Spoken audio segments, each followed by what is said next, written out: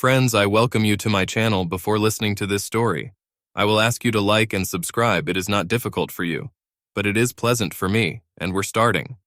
In real life, calling a woman a bimbo is not a compliment at all. This term is used to refer to an attractive but stupid woman. Bimbo is good for dating, but most men don't want her for a wife.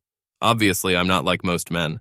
I married one of them, and I couldn't be happier. She's actually my second wife. As my first wife, I was trying to find a beautiful, intelligent woman. It worked for 7 years until I found out that she cheated on me during the last year of our marriage. A little over a year later, I was a divorced guy looking for a new beginning. I watched her discreetly from my place at the end of the bar. It was the first time I was in this place, and I was slowly getting used to it, so to speak, finding out who the regulars were, who was drinking here, and who was having fun. Most of the time, she sat at a table with 5 other women, but sometimes she left the safety of the table to dance with one of the young men who were sitting around the bar, laughing and drinking. She caught my attention because she looked out of place. She looked about 15 years older than the others at her table, and her dance floor partners didn't match her either. They were about 20 years old, and she looked like she was about 40. She looked good for 40, very good, but she was still noticeably older than her acquaintances, despite the fact that she was dressed in the same style as her younger friends. Her little black dress was mid-thigh long, maybe a little short for a woman her age, but she had legs to look great in it. Her long blonde hair was pulled back in a high ponytail and hung down to the middle of her back. Upon further examination, she looked like someone's older sister trying to blend in with the crowd. She barely managed it thanks to her killer body, but I've seen much worse results. I watched as a dark-haired young man approached her at the table, clearly inviting her to dance.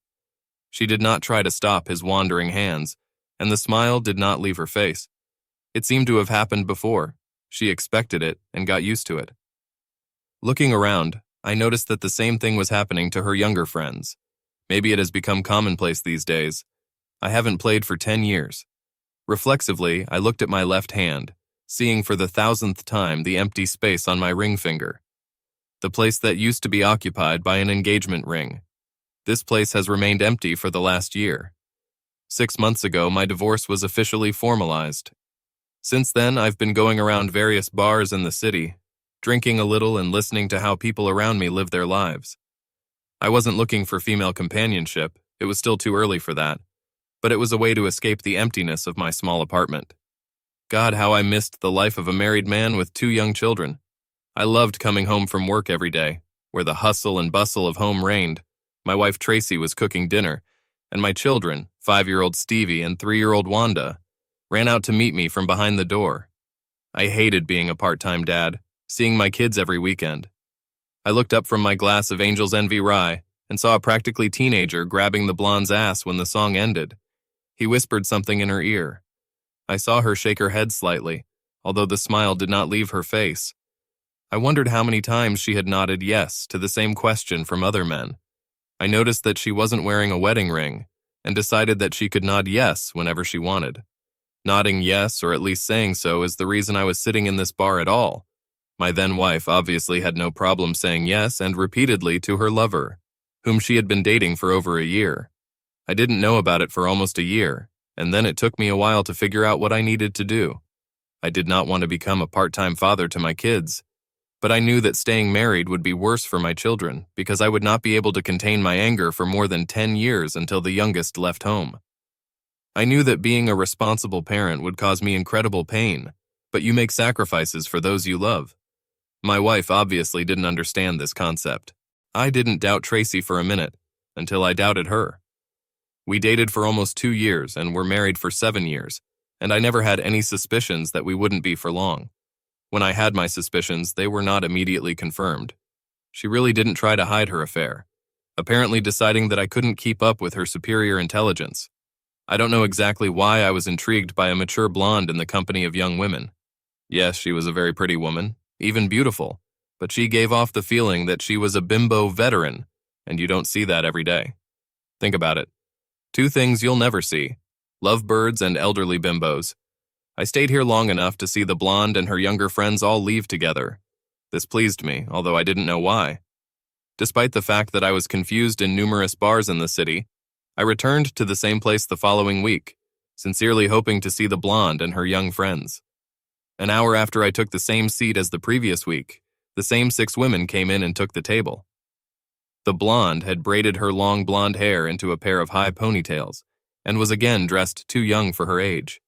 She was wearing a tight red velour dress that barely reached mid-thigh and unbuttoned so that her red push-up bra regularly peeked out of it. I know that my eyes almost popped out of their sockets when I saw this outfit, and I saw that I was not the only one who noticed it. The dance floor was covered in saliva. I don't really like dancing, but I wanted to be closer, so after a while I plucked up the courage and asked her to dance.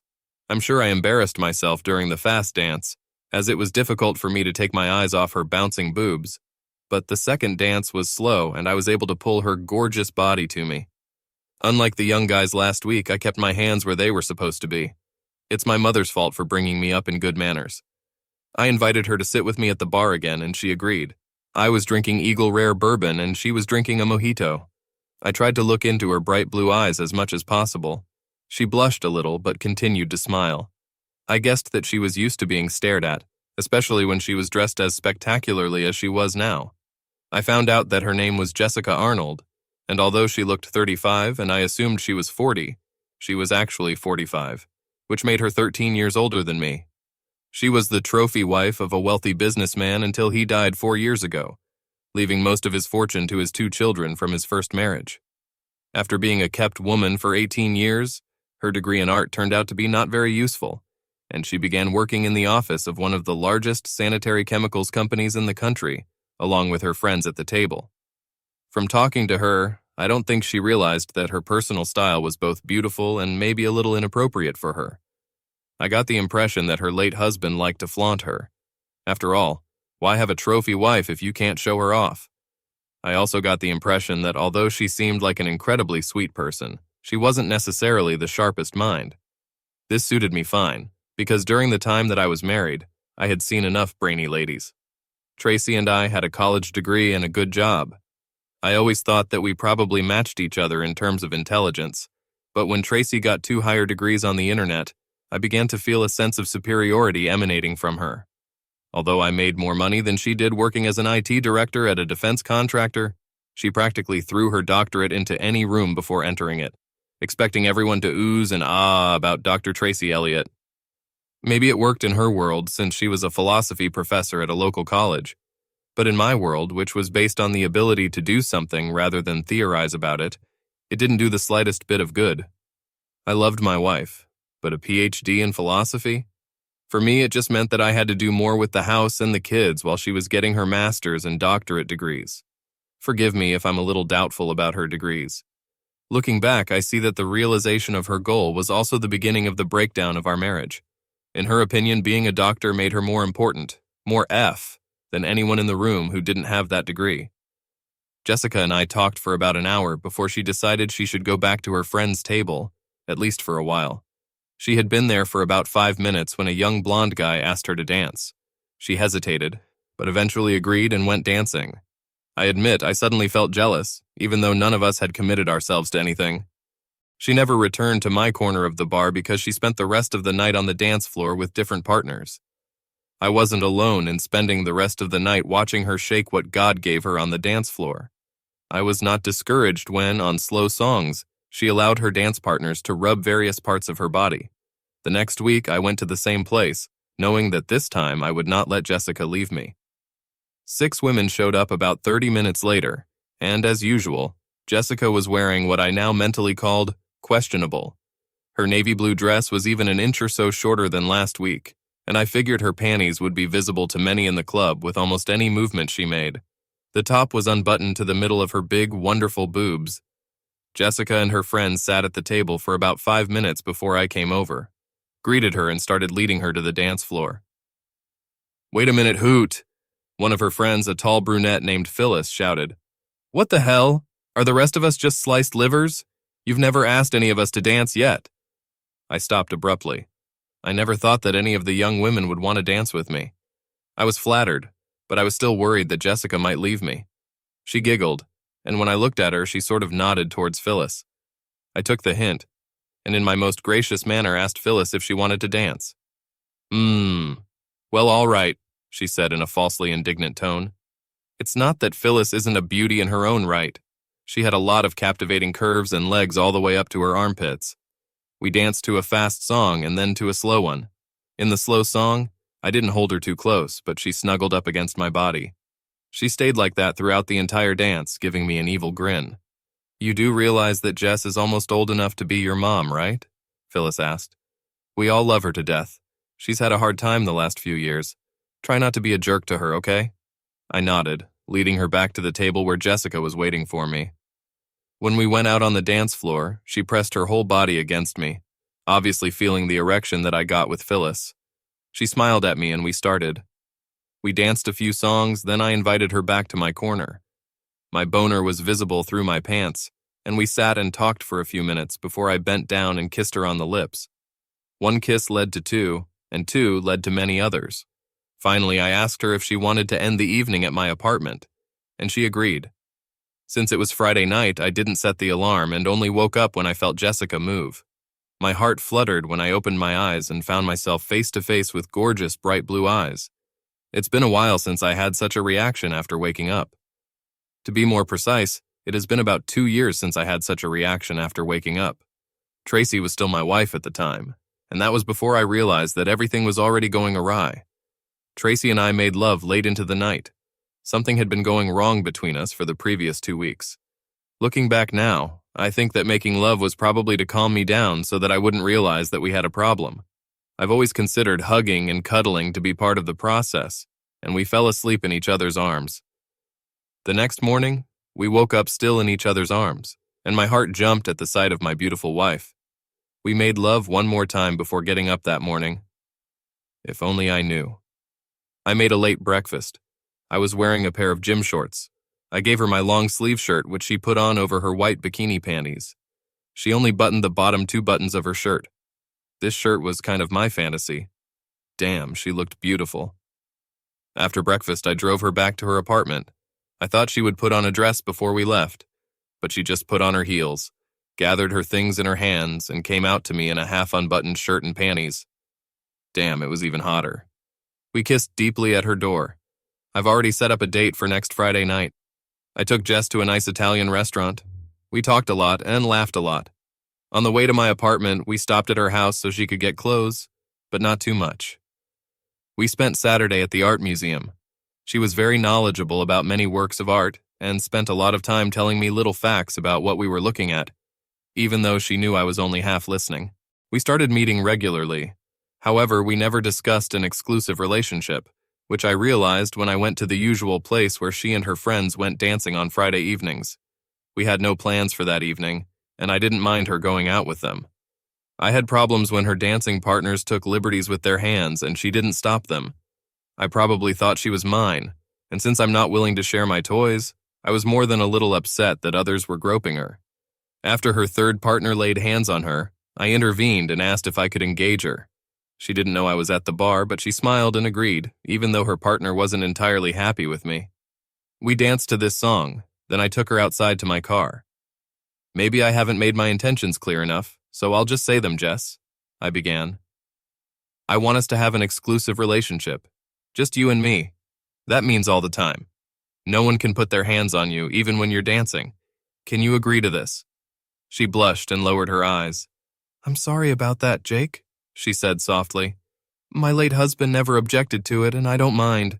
This has been happening to me all my life. He can't do it anymore, Jess. I don't share, and I'm monogamous. She pushed her hair back over her shoulder with her right hand. It was her signature move when she was thinking. She flashed me her smile. Dr. Tillman Kincaid was perhaps the most respected ophthalmologist in the tri-state area. I didn't know that Tracy had problems with her eyesight that went beyond the usual. She had been wearing contact lenses for years, but Kincaid was far from her myopia, and she had been going to the same optometrist for years. She never mentioned any problems with her eyesight, but here it is on her iPhone calendar. For next Thursday at 1 p.m., I knew I was invading Tracy's privacy and violating her trust when I took her phone out of her purse one night while she was taking a shower. She burst in at 8 o'clock, after a supposedly late meeting in the department, and immediately went to the shower without stopping to kiss me or check on the sleeping children. It was the second or third time in recent weeks that she practically ran into the shower without stopping to greet me or the kids. And along with other little things that I noticed, I decided it was time to act ahead of the curve. She had rarely let her phone out of her sight in the previous few months, but in this case she left it zipped up in her purse, probably feeling safe. The first thing that surprised me was that the phone was password protected. The last time I used it, there was no password. Being an IT geek, it didn't take me long to figure out her password, and when I opened the phone, her calendar immediately appeared. Unfortunately, I heard the shower stop working, so I had to put the phone back in place before I could check her messages. Tracy didn't say a word about seeing an optometrist, so I called Dr. Roy Pomerantz, our family optometrist, and asked if Tracy had any unusual eye problems.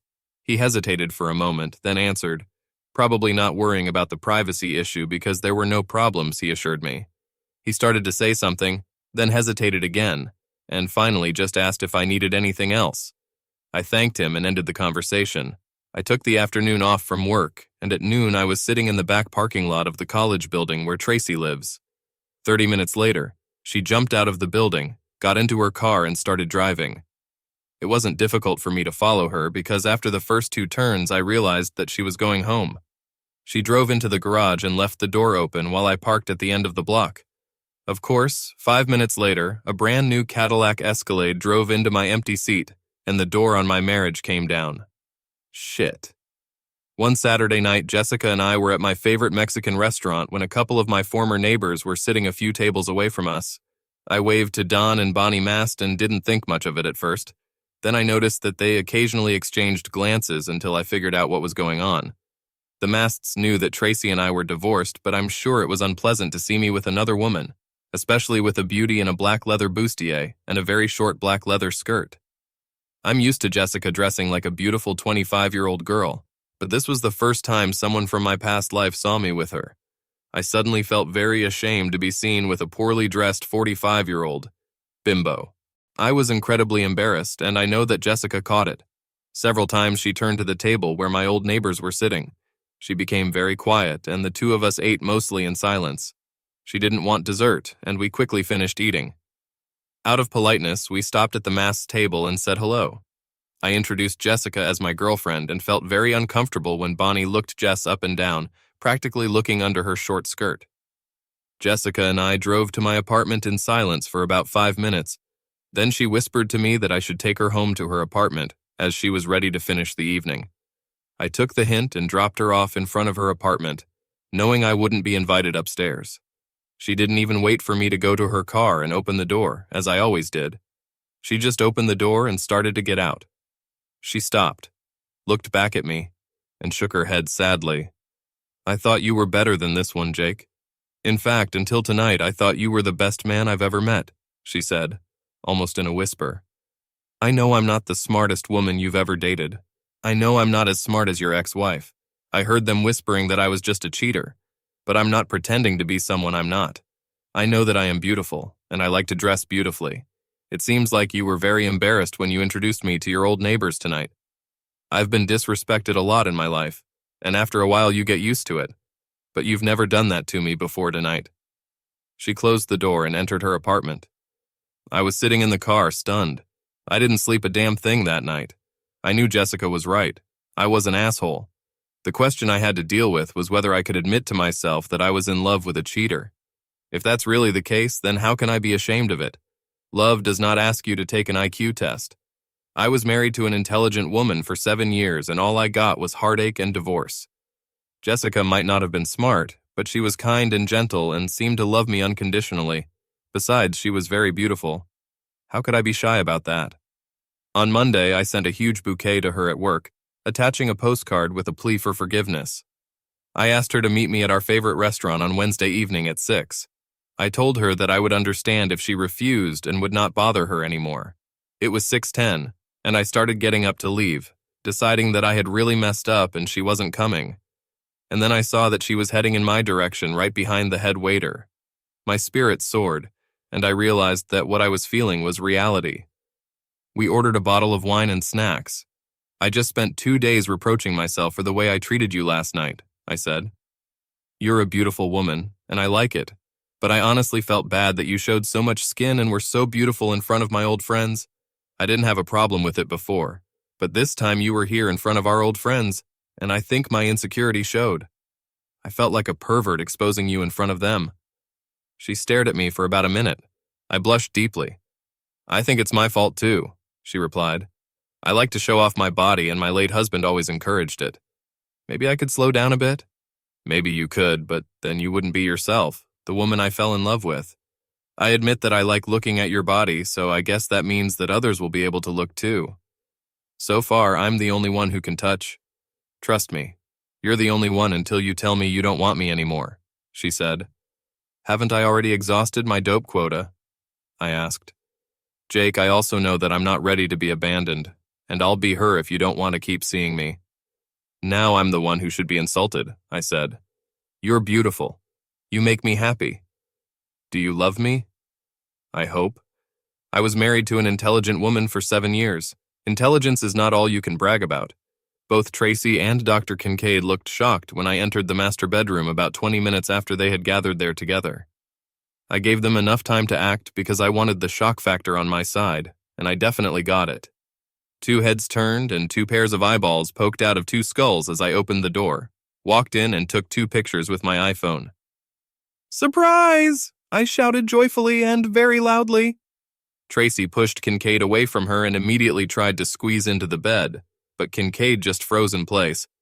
I calmly walked up to him and hit him with my best punch, hitting his chiseled nose and splattering blood all around as he fell back onto the bed.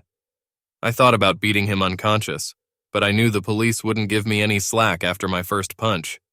Tracy started shouting something, maybe apologizing, I couldn't be sure. I didn't want to hear it. "Shut up, you stupid fool." A momentary silence on her part. "It's much better this way." I took a suitcase out of our closet and started loading clothes from about a week ago into it. I went to the bathroom and got my toiletries. I left the house in silence. Well, except for the constant moaning of the cockhead. This asshole threatened to accuse me of assault. My lawyer told his lawyer that, given the circumstances, whoever hit him still showed great restraint, and the jury would probably agree with that. Or he can show Mrs. Kincaid the 2 photos I took with my phone. The good doctor decided that prudence was the best part of valor. It turned out that the affair lasted more than a year. They met when an exhibition of the work of local doctors was organized in the college's art gallery. Obviously, the good doctor liked to apply acrylic paints to the canvas. The doctor was about 45 years old. He was a handsome and obviously intelligent man. As a doctor, he was obviously much smarter than me, and smart enough to charm what was in my wife's panties. Not only did Tracy not apologize for cheating on me, she didn't even apologize for hurting me. I had no choice but to divorce her, even though I didn't want to be a part-time father. She didn't put up any resistance except that she should be a guardian. I was sure it was just vindictiveness on her part, because if she had thought things through better, I would have been more involved with the children, and she would have had more time alone with her doctor. My children, who are now 6 and 4 years old, loved Jessica very much when I brought the 3 of them together. Jessica told me that she always wanted to have children, but her late husband was not a fan of children. She thought that at 45 she was too old to have children of her own, but for my 2 she was like a mother hen, and they loved her very much. When we had 2 children, we participated in many child-oriented activities, and to be honest, it seemed to me that I had 3 children since Jessica showed as much enthusiasm as Stevie and Wanda. I found out that Jessica didn't have a good childhood, and a lot of what we did as a family was her first experience of participating in such events. Needless to say, Tracy wasn't thrilled when the kids told her I had a girlfriend. I think she thought I'd miss her forever.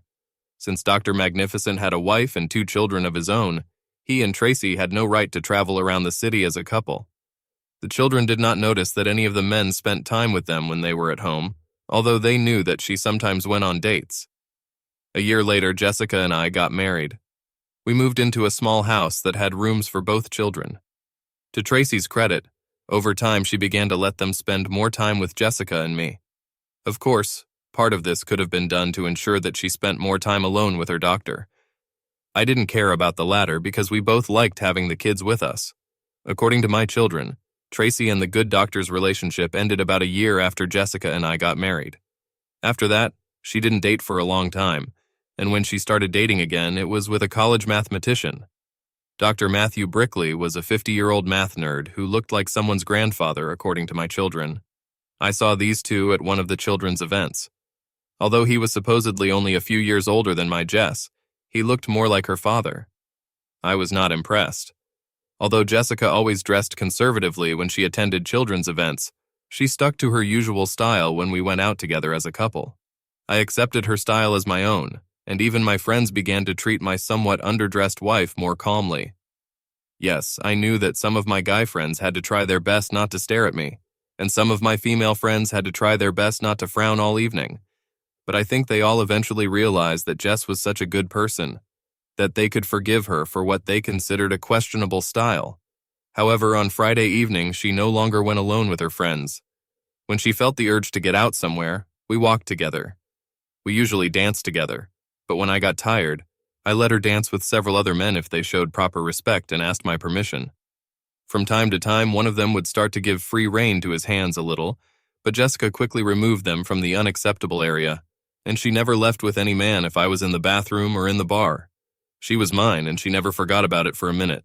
Of course, I was hers, and I didn't forget about it either. About a year later, Jessica and I were at one of the best steakhouses in our city when things got out of hand one evening.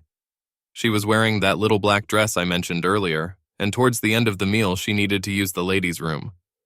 I helped her get up from her seat and was returning to mine when I heard a slight noise behind me. Turning around, I saw Tracy, her math professor, and another couple who were teasing my wife.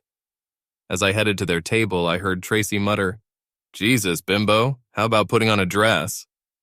All four of them burst into laughter, and Jessica burst into tears and practically ran to the toilet. Of course, I'm not a Hulk and I don't know martial arts, but some things are just impossible to ignore. The four of them didn't notice me until I walked up to their table. Then they fell silent. "Really, Tracy?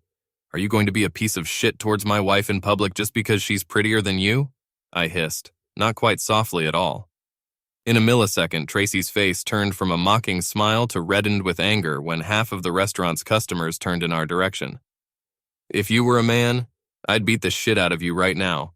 But since you're a woman, I guess I'll just have to beat the shit out of your companion. Get up and get ready to get your ass whipped, Grandpa." I stared at her math professor, hoping he'd get up from his seat. He looked scared and quickly shook his head from side to side. By this time, Jessica had returned from the bathroom and was trying to persuade me to return to our table, but I practically had no breath from my nostrils and I was on adrenaline. I didn't move and looked at all four of them, hardly daring to say anything. "Sir, I have to ask you to leave," the head waiter said from somewhere behind me. I ignored him a second time before picking up the math professor's plate of food. He jumped back and made an inarticulate sound before someone grabbed me from behind. I started to shake off the grip until I heard Jess's soft voice trying to calm me down. "I'm sorry, sir, but you've chosen the wrong side," a man's voice said from behind the table next to where I was standing. "These people insulted a lady in a black dress and her husband stood up for her. Other people in this place began to express their agreement. The head waiter looked around before making a decision. "I'm sorry, sir," he told me. "I didn't know that you were the offended party. We will be very happy if you stay and enjoy the meal at our expense." I nodded soundlessly because I was breathing like an angry bull. Jessica gently led me back to our table. I nodded my thanks to the man who stood up for me first. Accompanied, it seems, by the manager, the head waiter calmly asked Tracy and her companions to pay the bill, leave immediately, and never come back here. Tracy's face turned red, and I heard her mutter something to the head waiter. He shook his head negatively. The others stood up, blushing, and left in silence. "Wow, I've never been treated so badly in public," Jessica told me when we sat down at the table. "What the hell does your ex care what I wear? She gave up on you. You married me. You like what I'm wearing, don't you?" "Yes, I like the way you dress. You're a beautiful beast, and that's fine with me." "I'm just assuming she's jealous," I replied. "But she has so many interesting things. She's smart and beautiful, and I'm just a cheater." "No, it's not," I said sharply. "You are an amazing woman, the love of my life. You are kind, polite, sweet, and loving in addition to being beautiful. And you understand the concept of we. It's a concept that Dr. Bitch doesn't seem to understand, despite her 3 degrees and all her brains. She was an excellent cook and housekeeper, as well as working out in the gym, which explained why she still looks so good in her 40s. 10 years later, my children moved in with us permanently, and life became even better. 7 more years have passed, and I proudly walked my daughter down the aisle at her wedding. Tears welled up in my eyes when I remembered how Wanda, when she was little, would climb onto my couch when I was trying to doze off. Finally, I led her down the aisle, kissed her gently on the cheek, and took my place next to Jessica on my wife's side. Tracy and her husband, Dr. Brickley, were sitting next to me in the aisle. Jessica looked absolutely stunning in a frilly navy blue mother of the bride dress. Her hair was gathered into a tight, high ponytail, which was professionally twisted into a long roller hanging down her back. Although she was 12 years older than Tracy, she looked much younger than my ex-wife. For her part, my ex was wearing a red off-the-shoulder dress. I admit that she looked good despite the extra 20 or so pounds she had gained over the past few years. She cut her dark brown hair, I was told, into a stylish pixie haircut. I'm a fan of long hair, so I wasn't thrilled with this image, but it didn't matter to me because she was no longer my wife. I could see that she was unhappy with Jessica's dress, as she spent most of the ceremony looking at my wife's cleavage and grimacing. I know that Jessica has made an effort to sit more upright and breathe evenly. The wedding was a group work between my daughter, my wife, and my ex-wife. Jessica had to convince Wanda to let Tracy take part in the celebration, as my children and their mother had grown apart over the past few years. I was happy to pay for this affair, but I stayed away from the plans of these three women. I wasn't born yesterday. As the evening progressed, it was easy to see that Jessica was definitely the hostess of the event. She moved from table to table and walked around the room, happily chatting with the guests. Wanda's friends seemed to get along particularly well with my wife. Tracy, on the other hand, seemed out of place, occasionally hanging out with some of our old friends and relatives and spending most of the evening watching my wife. I was almost sorry for my ex. Grandma Jess was probably the most beloved of all the grandparents for our three grandchildren. Small children can just feel good, and my Jess crawled on the floor with them, had tea parties, and baked special cookies at any moment. I tried my best to keep up with my wife, and we were definitely the most popular grandparents. We had our annual Christmas party, an event that we've been hosting for the last few years, ever since we moved into a bigger house that was supposed to go to Jessica. This woman was very fond of entertaining guests, especially family gatherings. Our Christmas Eve party was attended by our children and their families, the children's relatives, several friends and their children, and even Tracy and whoever she was with that year. Tracy divorced Dr. Brickley a few years ago, and since then she has had a string of boyfriends, according to information provided to me by my children. I absolutely don't care what she does with her life, but we have children together and they are wonderful. Around noon, I made a detour to replenish stocks of alcoholic and non-alcoholic eggnog. I was moving down the hallway when I caught an exchange between Wanda and Tracy in the bathroom. I probably should have just kept walking, but I have to admit that I stopped to listen. This woman is a Barbie doll. In fact, a used Barbie. She doesn't have a brain in her head, but you and everyone else seem to love her like Mother Teresa. Your father looks at her like a teenager in love, for God's sake. He didn't look at me like that before, Tracy complained. In fact, he looked at you the same way. You just prefer not to remember it, Wanda said. Mom, Jess may not have a doctorate like you do, but she's smart enough to know things you have no idea about. She doesn't give a damn about Jean-Paul Sartre, but she has a doctorate in Dad. It doesn't matter, Tracy replied angrily, and I was incredibly proud that my daughter sees really important things. I suppressed a tear and returned to the scheduled replenishment round. A few hours later, Jess and I were in bed. I was on my back, and Jess was reclining on top of me after a very pleasant but quiet lovemaking, because our house was full of guests. I loved the whole process of making love, from foreplay to hugging after the act. I loved holding Jess in my arms. I'm smart enough, you know, she whispered unprovoked. I know. That's why I love you, I whispered back. I'm smart enough to hold on tight to the man I love and who loves me back. So I'm more than smart enough.